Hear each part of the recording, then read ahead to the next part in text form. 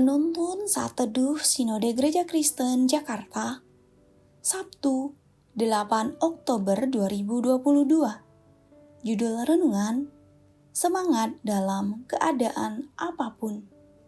Nats Alkitab terambil di dalam kitab Amsal pasal 18 ayat 14 dan Filipi pasal 4 ayat 13.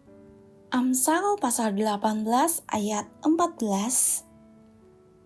Orang yang bersemangat dapat menanggung penderitaannya, tetapi siapa akan memulihkan semangat yang patah?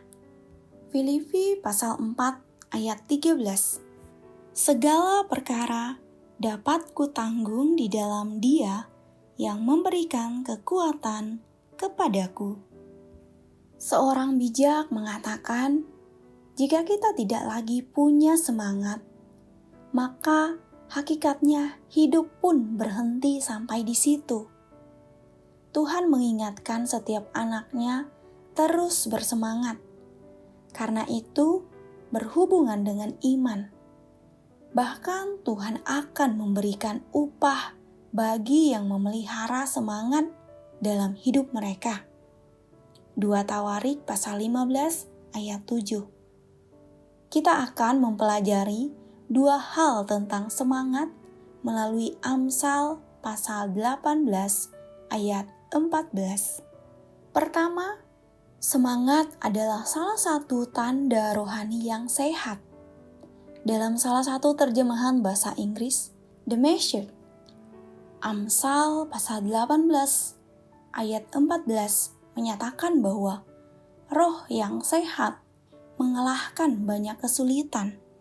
Orang yang percaya pada Tuhan akan menjalani hidupnya dengan bersemangat.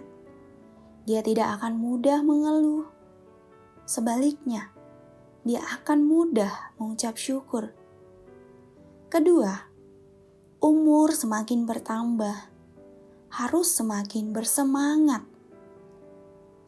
Mazmur pasal 92 ayat 13 sampai 16. Banyak tokoh Alkitab yang terus bersemangat dan menjadi berkat di usia tua.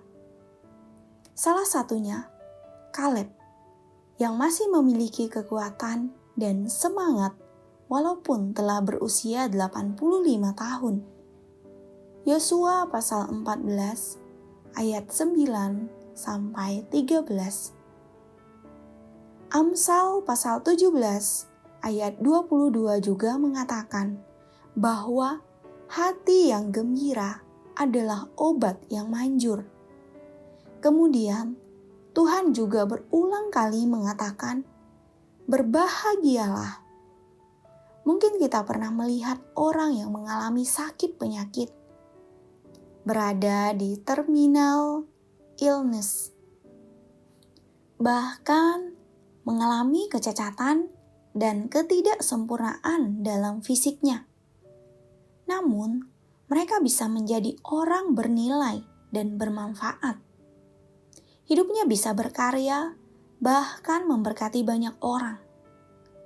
Itu semua terjadi karena mereka masih memiliki semangat dalam kehidupannya. Semangat dalam segala keadaan akan mengalahkan kesulitan, keterbatasan, dan kelemahan kita. Bagaimana dengan kita yang diciptakan dengan tubuh yang utuh atau minimal dengan kondisi tubuh yang lebih baik?